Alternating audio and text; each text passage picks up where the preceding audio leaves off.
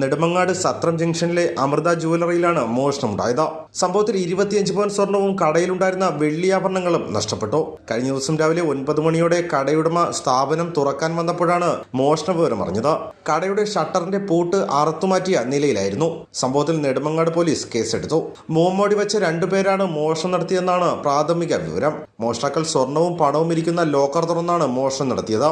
ലോക്കറിന് സമീപം തന്നെ താക്കോലും ഉണ്ടായിരുന്നു. ഇതുപയോഗിച്ചാണ് ലോക്കറിലെ സ്വർണം അപഹരിച്ചത്. പിന്നീട് കടയിലുണ്ടായിരുന്ന വെള്ളിയും മോഷ്ടിച്ചു. മോഷണത്തിന് ശേഷം തറയിൽ മുളകുപൊടി വിതറിയിരുന്നു. തെളിവ് നശിപ്പിക്കാനുള്ള ശ്രമത്തിന്റെ ഭാഗമാണിതെന്നാണ് പോലീസ് നിഗമനം.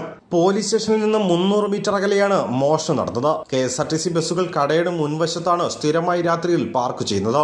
ഇത് കാരണം ഇവിടെ മോഷണങ്ങൾ പതിവാണെന്നാണ് വ്യാപാരി വ്യവസായ ഏകോപന സമിതി നേതാക്കൾ പറയുന്നത്. ഈ വൈകുന്നേരങ്ങളിൽ ടൗണിൽ KSRTC ബസ് പാർക്ക് ചെയ്യുന്ന ഒരു പുതിയ പ്രവണത ഇപ്പോൾ കുറച്ച് നാൾ കൊണ്ട് കണ്ടുള്ളൂ. ഇത് വളരെയധികം സുരക്ഷാ ഭീഷണി ഉണ്ടാക്കുന്നതാണ്. കാരണം വാഹനങ്ങൾ പോകുമ്പോഴുള്ള അപകടമൊന്ന്, പിന്നെ വെളിച്ചക്കുറവുണ്ട്. ഈ ബസ് പാർക്ക് ചെയ്യുമ്പോൾ സ്വാഭാവികമായിട്ടും ഉണ്ടാകുന്ന ഒരു വെളിച്ചക്കുറവുണ്ട്. ഇപ്പോൾ കഴിഞ്ഞ ദിവസങ്ങളിലും തൊട്ട് മുകളിൽ വരെ പാർക്ക് ചെയ്തിരുന്നത് ഇപ്പോൾ കടയുടെ മുന്നിൽ പാർക്ക് ചെയ്യുന്ന ഒരു അവസ്ഥ ഉണ്ടായി. കഴിഞ്ഞ ദിവസം ഇവിടെ പാർക്ക് ചെയ്തിരുന്നു എന്നാണ് പറയുന്നത്. സ്ഥാപനത്തിലെ CCTV ദൃശ്യങ്ങൾ പോലീസ് പരിശോധിച്ചു വരികയാണ്. ഭാരത് വിഷൻ, നെടുമങ്ങാട്.